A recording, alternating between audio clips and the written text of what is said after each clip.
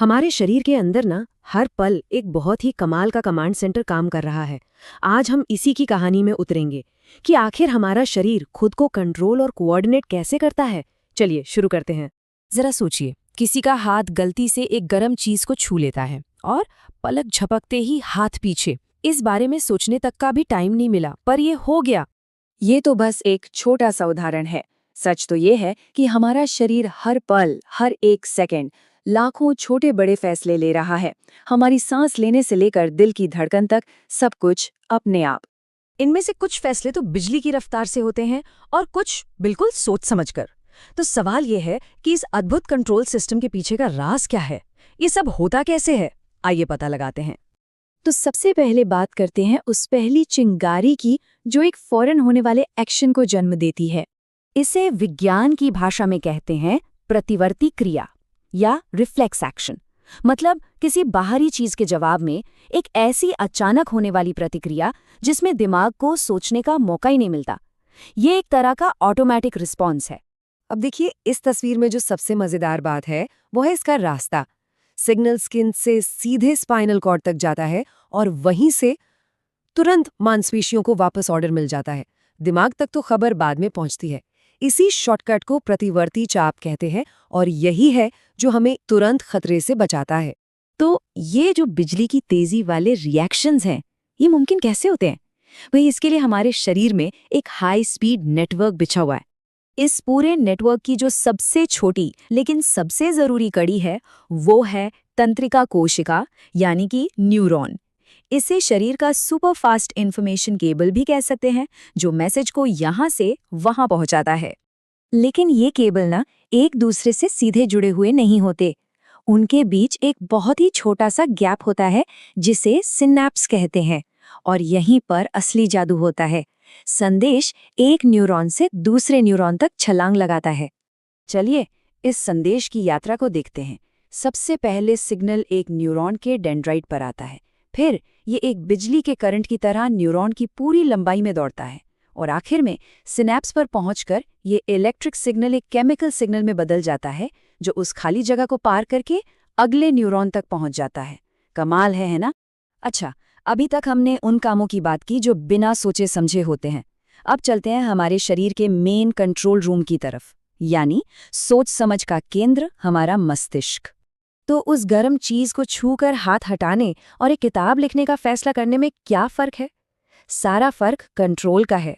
Reflex action अचानक होता है और उसे हमारी स्पाइनल कॉर्ड कंट्रोल करती है। वहीं जो ऐच्छिक क्रिया है, जैसे चलना या लिखना, वो हमारी मर्जी से होती है और उसे हमारा अगला मस्तिष्क यानी फोर ब्रेन कंट्रोल करता है। और ये दोनों यानी मस्तिष्क और मेरुरज्जु मिलकर बनाते हैं हमारा केंद्रीय तंत्रिका तंत्र। ये हमारे शरीर का सेंट्रल प्रोसेसिंग यूनिट यानी सीपीयू है, जो सारी जानकारी को प्रोसेस करता है और हुक्म जारी करता है। और इस सीपीयू के भी अलग अलग डिपार्टमेंट हैं। अग्र मस्तिष्क जो है वो सोचने, सुनने और सूंघने जैसे कॉम्प्लेक्स काम करता है। वहीं मध्य और पश्चिम मस्तिष्क हमारे शरीर का बैलेंस, ब्लड प्रेशर और सांस लेने जैसी जरूरी चीजों को संभालते हैं, जिन पर हमारा कोई कंट्रोल नहीं होता। लेकिन एक मिनट, क्या कंट्रोल और कोऑर्डिनेशन सिर्फ जानवरों में होता है जिनके पास दिमाग होता है? चलिए अब एक बिल्कुल ही अलग दुनिया में चलते हैं, पौधों की दुनिया में। छुई मुई का पौधा, इसे छूते ही इसकी पत्तियां कैसे सिकुड़ जाती हैं? इनके पास तो कोई नर्वस सिस्टम नहीं है, कोई दिमाग नहीं, तो फिर ये इतनी जल्दी रिएक्ट कैसे करते हैं? और सिर्फ छूने पर ही नहीं, पौधे रोशनी की तरफ मुड़ जाते हैं। उनकी जड़ें पानी की तरफ बढ़ती हैं। हाँ, ये रिएक्शंस थोड़े धीमे होते हैं और अक्सर उनकी ग्रोथ से जुड़े होते हैं। तो फिर इसका राज क्या है? अगर नर्वस सिस्टम नहीं, तो फिर क्या है? जवाब है केमिकल मैसेंजर्स। पौधों में इन केमिकल मैसेंजर्स को पादप हार्मोन कहते हैं।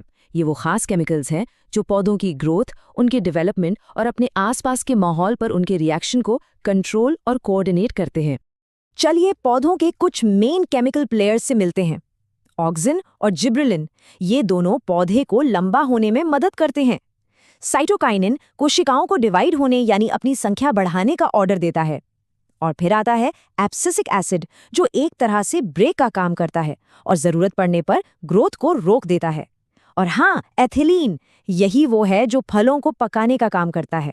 ये तस्वीर कितनी अच्छी तरह दिखाती है कि कैसे ऑक्सिन और जिब्रेलिन जैसे हार्मोन एक छोटे से बीज को एक पूरा पौधा बना देते हैं।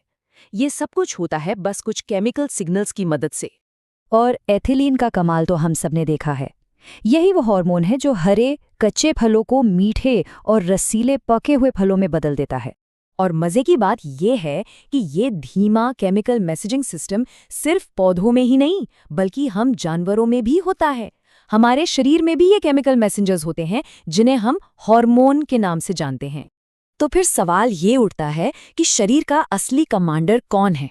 बिजली की तरह तेज नर्वस सिस्टम जो फौरन एक्शन लेता है, या फिर वो धीमा लेकिन लंबे समय तक असर दिखाने वाला शक्तिशाली हार्मोन सिस्टम?